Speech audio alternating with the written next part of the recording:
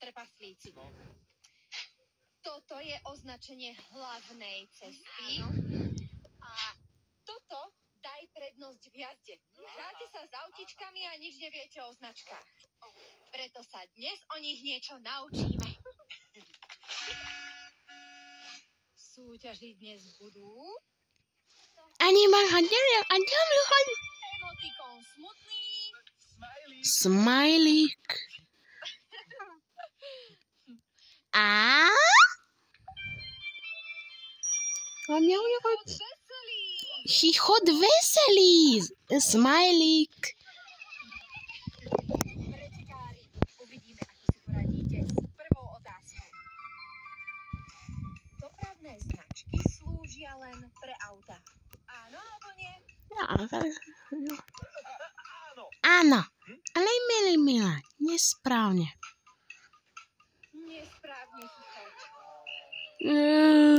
Nesprávne, Chichot. Smerujú všetky dopravné prostriedky. Aj bicykle. Dokonca aj chodci musia rešpektovať dopravné značky, pretože sú súčasťou cestnej premávky. Druhá otázka. Dopravná značka na obrázku znamená, že máme zastaviť auto a zvyšok cesty ísť pešo. Áno alebo nie? Áno. Áno, Netuším prečo. ale milá, nesprávne.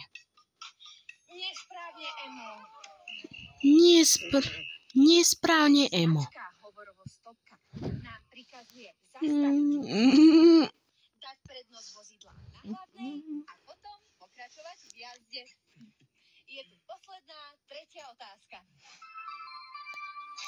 Na dopravných značkách sú často aj zvieratá.